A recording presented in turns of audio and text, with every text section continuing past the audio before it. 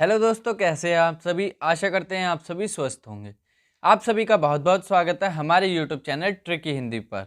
दोस्तों, आज के इस वीडियो में हम करने वाले हैं हिंदी की प्रैक्टिस क्लासेस। और इस क्लास में मैं 10 उन इम्पॉर्टेंट प्रश्नों को लेकर आया हूं जो आपके पेपर की दृष्टि से बहुत ज़्यादा महत्वपूर्ण होने वाले हैं। तो चलिए वीडियो को अपनी शुरू करते हैं। वीडियो को शुरू करने से पहले आप सभी को दीपावली के पावन पर्व की हार्दिक शुभकामनाएं। माँ लक्ष्मी आप सबके घर पे अपने धन की वर्षा जरूर करें। चलिए बात करते हैं अपने पहले प्रश्न की। पहला प्रश्न हमें दिया गया है, वह कौन सा व्यक्ति है जिसने जवाहरलाल नेहरू का नाम ना सुना हो। वाक्य है। तो यहाँ पर हमसे वाक्य पूछा गया है कि इसमें कौन सा वाक्य होगा। आइए ऑप्शंस को देखते हैं। पहला ऑप्शन हमें दिया गया है संयुक्त वाक्य, दूसरा ऑप्शन हमें दिया गया है मिश्र वाक्य, तीसरा ऑप्शन हमें दिया गया है सरल वाक्य और चौथा ऑप्शन हमें दिया गया है इनमें से कोई नहीं। तो बात करते हैं पहले प्रश्न की, वह कौन सा व्यक्ति है जिसने जवाहरलाल नेहरू का नाम ना सुना हो। यानी कि यहाँ पर हमें जिसने शब्द देखने को मिल रहा है। जिसने शब्द हो, की हो, और भी बहुत सारे शब्द होते हैं, ये हमारे सभी मिश्र वाक्य के अंतर्गत आते हैं। तो ऑप्शन नंबर बी इस प्रश्न का सही उत्तर हो जाएगा। मिश्र वाक्य होगा, वह कौन सा व्यक्ति है जिसने जवाहरलाल नेहरू का नाम ना सुना हो। तो यहाँ पर जिसने देखो मिल जाए, की मिल जाए, यदि मिल जाए, बहुत सारे शब्द और भी होते हैं, वो सभी हमारे मिश्र वाक्य के अंतर्गत आते हैं। इसके बाद बात करते हैं दूसरे प्रश्न की। दूसरा प्रश्न है, निम्नलिखित में से विराम चिन्ह नहीं है। विराम चिन्ह हमारे कितने होते हैं? विराम चिन्ह हमारे 20 होते हैं। पहला ऑप्शन हमें दिया गया है अल्प विराम, दूसरा ऑप्शन हमें दिया गया है अवतरण, तीसरा ऑप्शन हमें दिया गया है निर्देशन चिन्ह और चौथा ऑप्शन हमें दिया गया है पूर्ण विराम। तो बात करते हैं दूसरे प्रश्न की। अल्प विराम हमारा विराम चिन्ह होता है, निर्देशन चिन्ह भी हमारा विराम चिन्ह के अंतर्गत आता है और पूर्ण विराम भी हमारा विराम चिन्ह के अंतर्गत आता है। लेकिन जो हमारा अवतरण होता है, ये हमारा विराम चिन्ह में कहीं देखने को नहीं मिलता है। तो दूसरे प्रश्न का सही उत्तर ऑप्शन नंबर बी हो जाएगा। अवतरण विराम चिन्ह के अंतर्गत नहीं आता। तो यहाँ पर हमसे नहीं वाला ऑप्शन दी पूछा गया था कि कौन सा विराम चिन्ह नहीं है। प्रश्न को आपको अच्छे से पढ़ना है। जहाँ पर नहीं है वहाँ जो गलत उत्तर होगा वही हमारा सही उत्तर हो जाएगा। इसके बाद बात करते हैं तीसरे प्रश्न की। तीसरा प्रश्न है, जुगुप्सा कौन से रस का स्थायी भाव है। स्टार बनाइए प्रश्न पर। बहुत ही इंपॉर्टेंट प्रश्न आपके पेपर में देखने को मिल सकता है। पहला ऑप्शन हमें दिया गया है बीभत्स रस का, दूसरा ऑप्शन हमें दिया गया है अद्भुत रस का, तीसरा ऑप्शन हमें दिया गया है करुण रस का और चौथा ऑप्शन हमें दिया गया है शांत रस का। तो बात करते हैं रसों की। रसों के राजा हमारे भरत मुनि, उन्होंने लिखा नाट्य शास्त्र। उन्होंने माने 8 रस और सबसे बड़ा रस यानी कि रसराज श्रृंगार रस को कहा जाता है। इसके बाद बात करते हैं तीसरे प्रश्न की। तो तीसरे प्रश्न का सही उत्तर होगा ऑप्शन नंबर ए बीभत्स रस। जो जुगुप्सा होता है वो हमारा बीभत्स रस का स्थायी भाव होता है। करुण रस का स्थायी भाव और शांत रस का स्थायी भाव भी आपकी पेपर की दृष्टि से इंपॉर्टेंट हो जाता है। शांत का स्थायी भाव होता है निर्वेद, करुण का शोक होता है और अद्भुत रस का आश्चर्य होता है। चलिए इसके बाद बात करते हैं चौथे प्रश्न की। प्राण प्रिया का सही समानार्थी शब्द है। यानी कि प्राण से प्रिय शब्द हमारा है प्राण प्रिया। इसका जो सही में समानार्थी शब्द है वो हमें बताना है।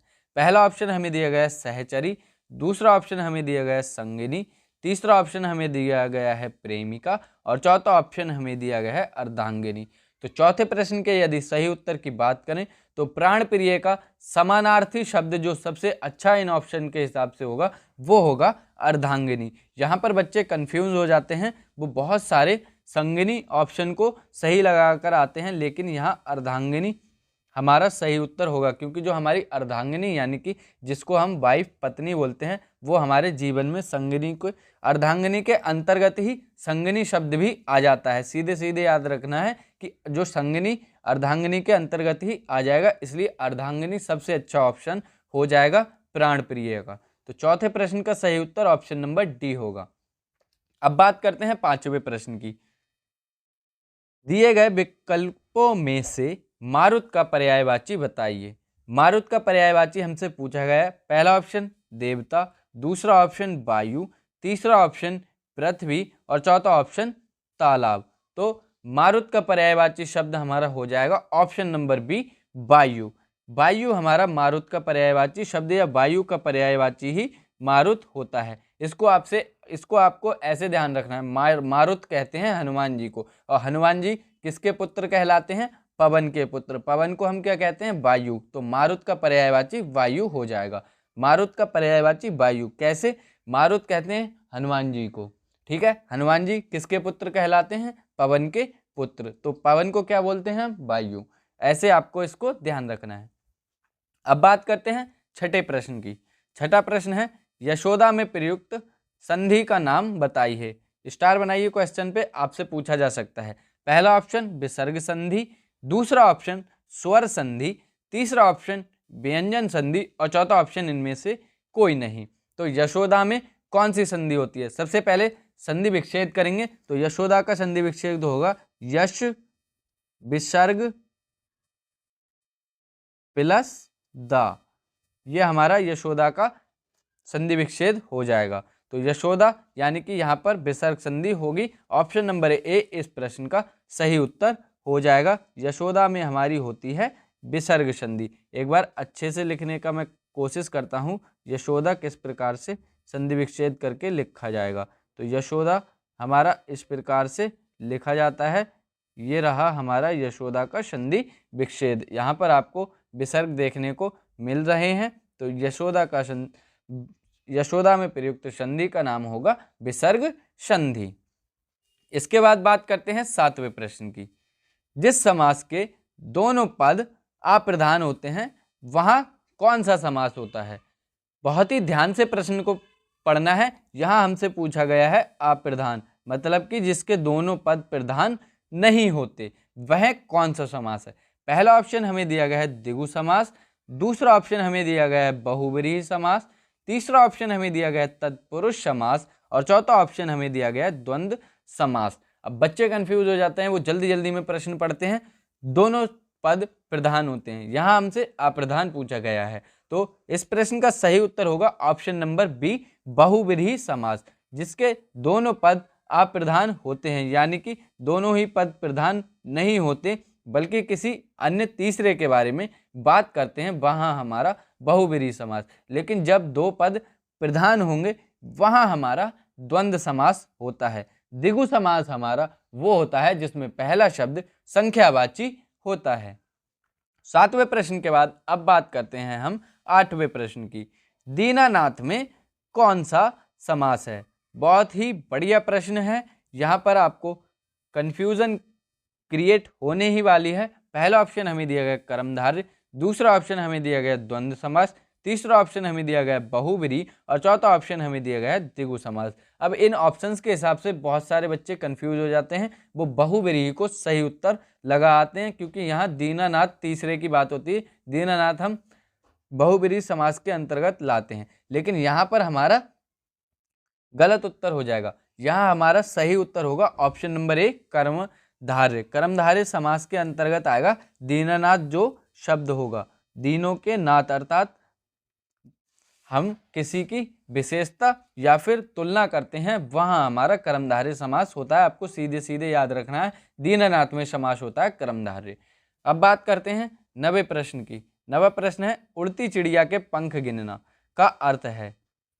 मुहावरा है और हमें इसका अर्थ बताना है। पहला ऑप्शन मतलबी होना, दूसरा ऑप्शन होशियार होना, तीसरा ऑप्शन मूर्ख होना और चौथा ऑप्शन अनुभव होना। अब ये प्रश्न भी स्टार बनाइए, क्योंकि ये प्रश्न भी आपको कंफ्यूज करने वाला है। उड़ती चिड़िया के पंख गिनना मतलबी होना नहीं होता है, मूर्ख होना नहीं होता है। दो ऑप्शन हमारे बच्चे होशियार होना और अनुभवी होना। अब बच्चे कंफ्यूज होकर ऑप्शन नंबर बी को सही उत्तर लगाते हैं, लेकिन यहाँ पर हमारा सही उत्तर होगा ऑप्शन नंबर डी अनुभव होना।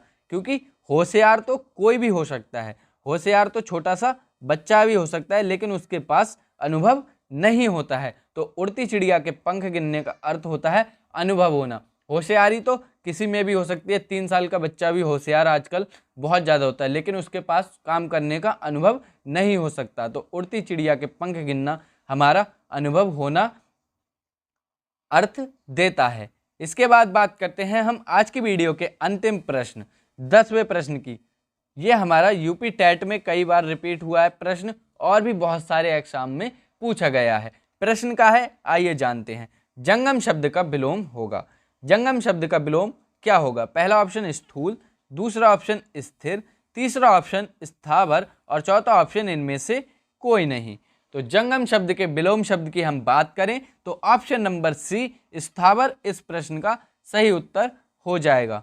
जंगम का विलोम स्थावर होता है या स्थावर का विलोम जंगम, आप कुछ भी कह लीजिए। बदलकर आपको स्थावर का विलोम पूछ सकता है तो स्थावर का विलोम जंगम हो जाएगा और जंगम का विलोम स्थावर हो जाएगा।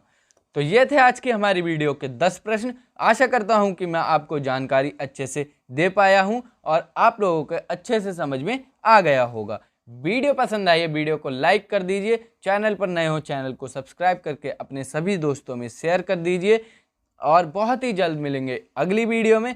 तब तक के लिए पढ़ते रहिए, स्वस्थ रहिए। जय हिंद दोस्तों, वंदे मातरम। आप सभी को दीपावली की हार्दिक शुभकामनाएं। धन्यवाद।